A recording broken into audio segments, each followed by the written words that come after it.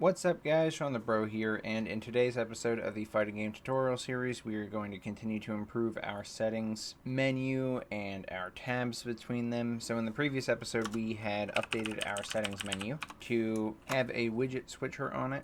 Instead of having everything in the settings menu and changing menus entirely, we can have a widget switcher, have this parent settings menu, and successfully switch between these tabs up at the top either when pressing the arrow keys like we had previously in the series, or what we're going to be implementing is using controller or keyboard inputs to navigate between these tabs, and the appropriate data will be pulled up. So right now you can see that some of the stuff is stacked on top of each other. That's because we did not remove our data off of the parent settings screen in the previous episode. We wanted to make sure we transferred a lot of the logic from this menu to the gameplay settings menu before removing them here so that we could get everything working and verify that it would work.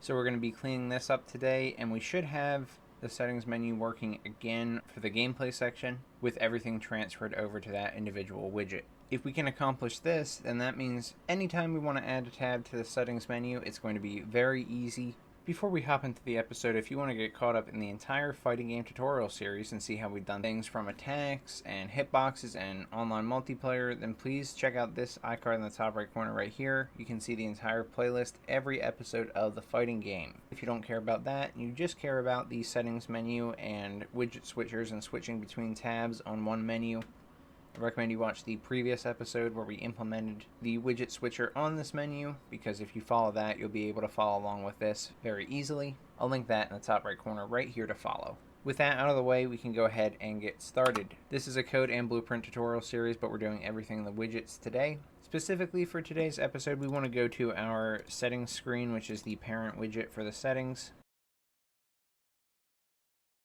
And we also want to go to our gameplay settings widget that we created in the previous episode. I also had the change control screen widget open, but we're likely not going to need that today because this is going to take a decent amount of time to move over. So this is my settings screen. This is my gameplay settings. The design of gameplay settings has everything that we need from settings screen to handle this tab, but all the logic we had previously done for the settings screen was directly in this parent widget. We want to move it over to gameplay settings today. So I'm going to come in here with an empty event graph to start. All of our buttons and images and sliders are going to be the same because we copied them over, so we don't have to worry about all of these. But we likely will want to have all of these variables because we're going to be using them in this widget. So I recommend just making them right away. So first one we have is current row. It's an integer with a default value of 0, and current selection row, which is an integer with a default value of 0. Plus variable, current row, integer, plus variable, current selection in row, integer. Then we have max selections in each row, which does have some default values. These are hard-coded right now. So if you want, you can copy the entire parameter, go to the variable section, and paste the entire variable. Compile it and save. It will have all of its default values. So selectable round times. Let's copy these one at a time and just paste them over here. Selectable number of rounds.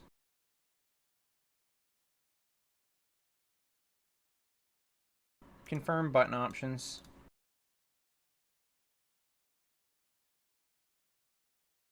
Creator widget reference.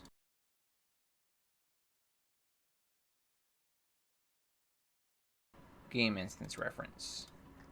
Now if you're curious about where any of these came from, you can check out the initial episode where we did the settings menu and filled this stuff out.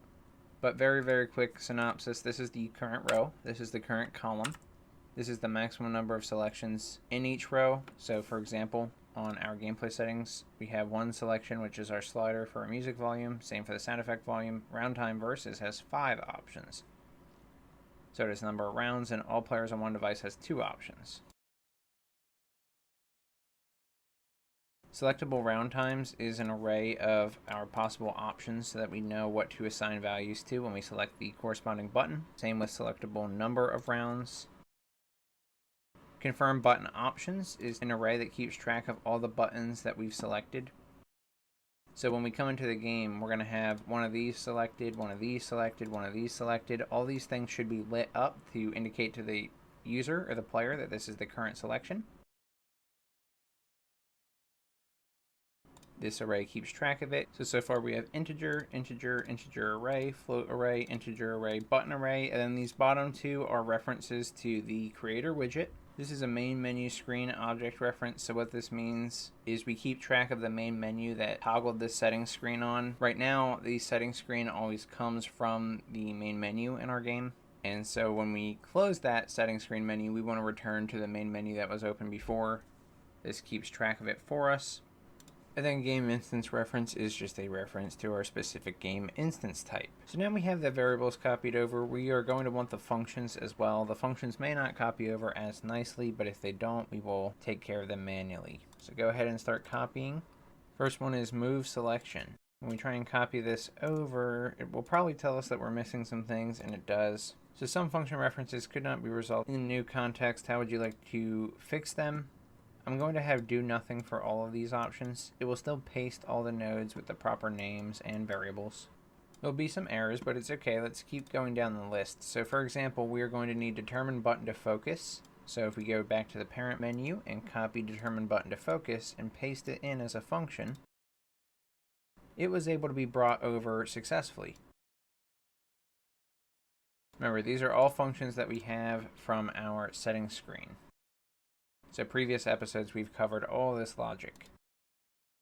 Now that we have determined button to focus in here, we should be able to refresh this node in move selection, and the error goes away. So let's just continue down that chain. We have display hovered options. Let's copy it and paste it.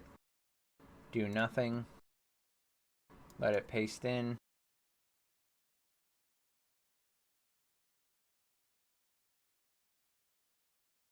Clear past selections, paste. That one copied in cleanly. If we go back to display hovered options, the previous function we just pasted in, clear past selections should now be able to be refreshed, and it should work. Continuing on, we have confirm selection, paste it. There's a lot missing in this one, but we'll handle it. Set keyboard mode, copy that, paste it in. This one copied cleanly. Set versus round time. Another clean copy. Set versus number of rounds.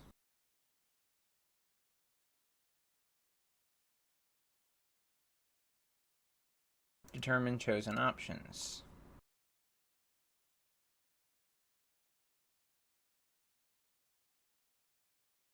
Display chosen options.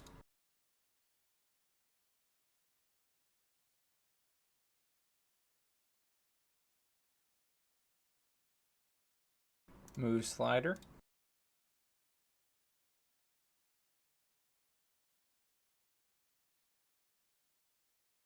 Determine slider to focus.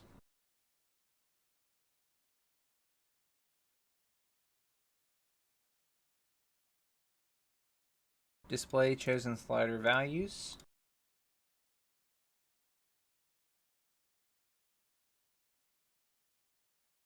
Display active slider. Okay, once we pasted all these in, we should only have issues in move selection and confirm selection, and now we can refresh these nodes. You can do them individually or refresh them all at the same time. Move selection should be good. Then confirm selection is the other one, and this is mainly going to be good.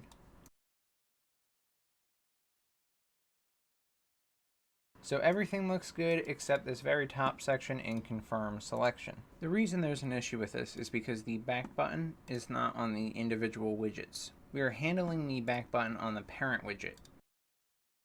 We're just switching out things in the widget switcher, which does take up the whole screen, but each menu didn't have its own back button.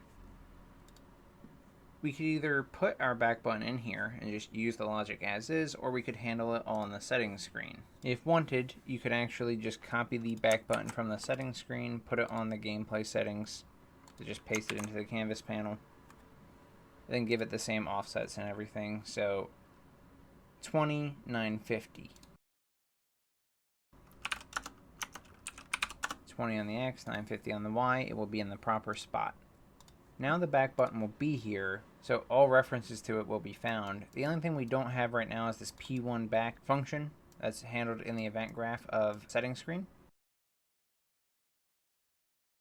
So if we go to the event graph of each widget, so in here we have event construct and we have logic for our category selectors. These are specific to the parent widget because this is what was helping us change categories. So we don't need these in each individual widget. We do want the logic that is in event construct. So we can quite frankly just copy everything in event construct, just like this, and go to gameplay settings, find the event construct event, put it right here, paste your logic.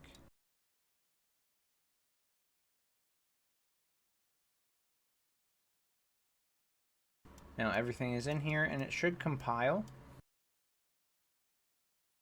We do have a P1 back now, so I'm getting a warning about it not being found. If I try and search for it now, it should come up, P1 back, and that is the function we want to call.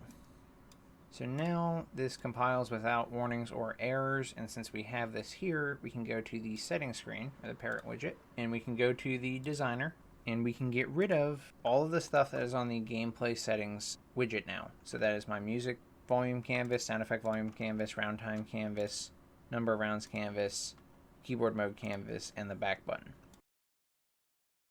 Again, if you want to use the back button on the parent screen and not copy it over to the other widget, then don't get rid of it, but otherwise you can. So I'm going to get rid of all those. If I try and compile and save now, I'm going to get some errors. So our goal now is to remove anything that is not specific to the settings screen parent widget from the settings screen parent widget, because at this point the gameplay settings should be handling everything else. So I'm just basically going to remove all of my functions, regardless of the fact that they're in use.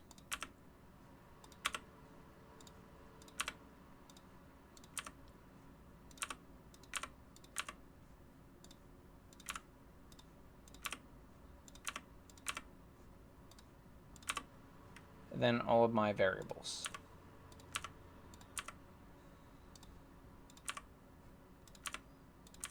You can keep creator widget reference and game instance reference if you still want to use them from the parent, and I think that we very well may. I'm even going to keep my logic and event construct for getting the game instance reference, setting it, and listening for my input actions, which then call an event, because we may want to have other inputs on this screen specifically. So feel free to take this out too if you want. I'm just going to remove my move selection function calls, and when we're done with this menu, if we don't need them, I will remove this logic as well.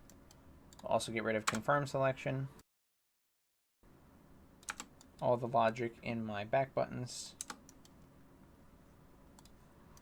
We'll also get rid of everything setting up our initial choices, but I will keep the set current widget.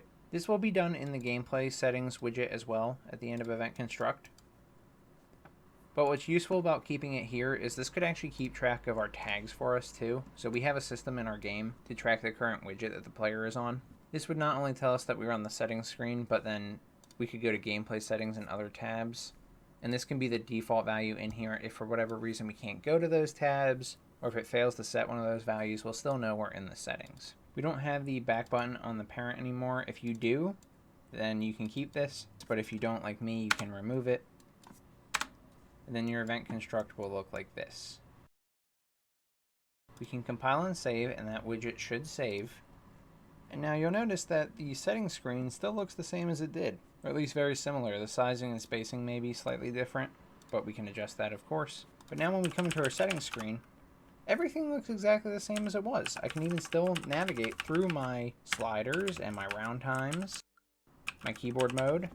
You'll notice that the back button doesn't work exactly as it should. One of the things that we need to do in the settings screen is pass along the creator widget reference to the children widgets if they're all going to have their own back button. So if you do go that back button root, then you need them to know what screen to go back to when we press back. So we're going to come back into the settings screen parent widget, event construct, go to the end. I am going to put it before we set the current widget variable, and I'm going to take the gameplay settings widget, which is a variable because we put it in the widget switcher on this menu, and set the creator widget reference of that widget to the creator widget reference that was set on this menu. That will pass it to the children.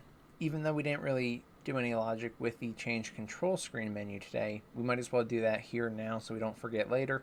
So grab your change control screen widget and set the creator widget reference on that based on the creator widget reference of the settings screen.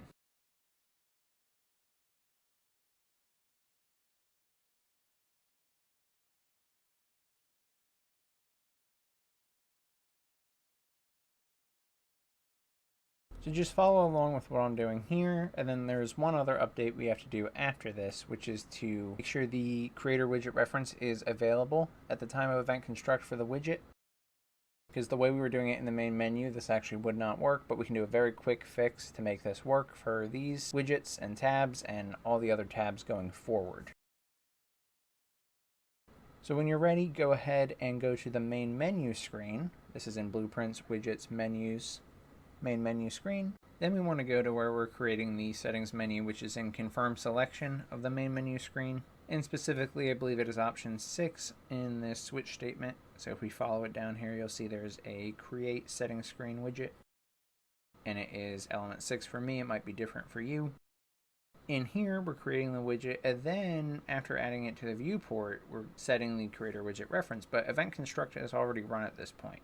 If we go back into the settings screen widget, we can go to our variable, creator widget reference, and select instance editable and expose on spawn. This means we can edit the variable on public versions of the variable. It also means that we can assign it when we create the widget, which we're going to want to do because that will be set before event construct. Then if we go back to confirm selection in the main menu screen, we can refresh the node where we created the widget. It will now be a parameter. We want to pass in the same thing we were already passing into it, which is self.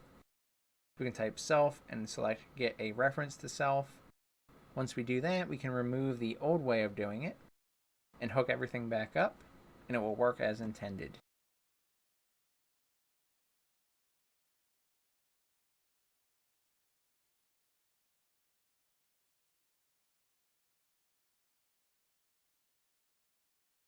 Thank you guys so much for watching this episode. If you enjoyed and this helped you make your tabs in your settings screen, or at least continue to progress that screen, please subscribe. It does more for myself and the channel than anything else you can do, and I really appreciate it. YouTube membership, Patreon, and Discord supporters, you guys are amazing. Thank you for the love and support. If you want to check out the benefits that you get for supporting the channel, like these kind souls have, you can click the link in the top right corner to go to the Patreon page. If you ran into any problems while following this tutorial or any of my tutorials, feel free to join the Discord community. There is a link in the description, and I would be happy to help you. Thank you so much for watching. I'm Shawnthebro, and I'll see you in the next one.